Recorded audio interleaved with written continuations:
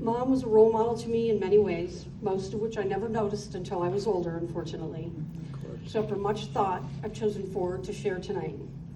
The first way that Mom, oh gosh, I'm already starting. The first way that Mom was a role model to me Come on, you can do was it. through her openness. Hang on. So good. Mom was a sweet, generous spirit, and our house was a gathering place for family and friends. Our extended family would gather for holidays, weddings, and funeral receptions. It seemed that Mom and Dad were always hosting, which was great. It provided such wonderful memories for us.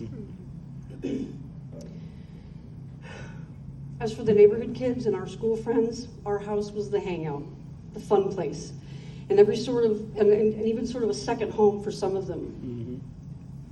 There was frisbee or football in the front yard, spontaneous pool parties in the backyard, sleepovers, snacks, and of course Mom's delicious chocolate chip cookies. Yeah.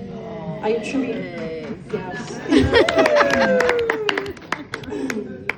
attribute all of this to Mom being open to all this fun chaos.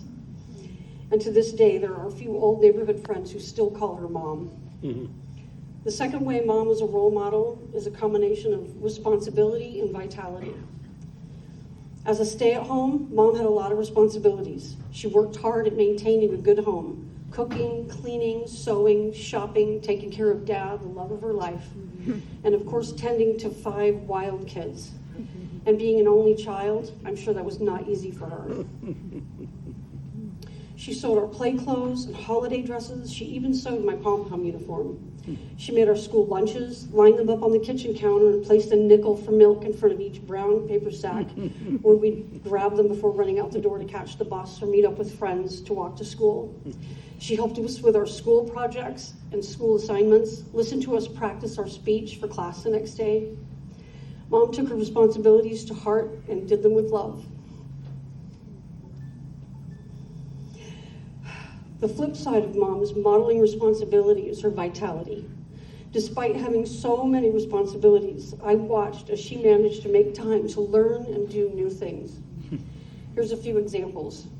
After we arrived in Phoenix, she took tennis lessons and for years was in a league and even won tennis awards. I have memories of her practicing in the driveway, hitting the tennis ball against the garage door. Another is she was always trying out new recipes, and most of them were delicious. Except for maybe that cheeseburger pie. Sorry, Mom.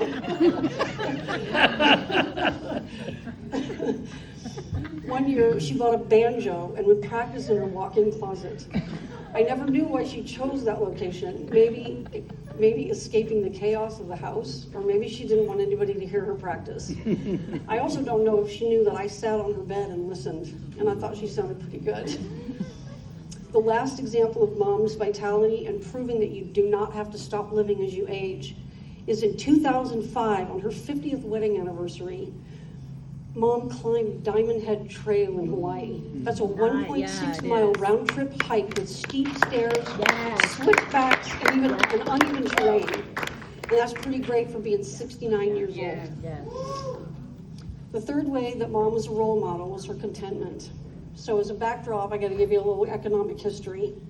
Mom was the bookkeeper in our home. In 1968, the household income for our family of 7 was $11,512. And for those not quick with numbers, that's about $960 a month. The mortgage payment on our 5-bedroom tri-level house was $200, and our monthly grocery bill was $200. So that left about $560 a month for all other expenses: gas, insurance, school clothing and supplies, house, car repairs, vacations, and even Christmas. And I remember Mom putting money away every month in her Christmas Club account at the bank. And there was a little bank book that had a Santa Claus on it. And it made me so happy. And by November, Mom was ready for Christmas shopping. She also just recently told me that in 1970, they purchased our 8-foot diving pool for $1,500. Mom paid it off at $10 a month.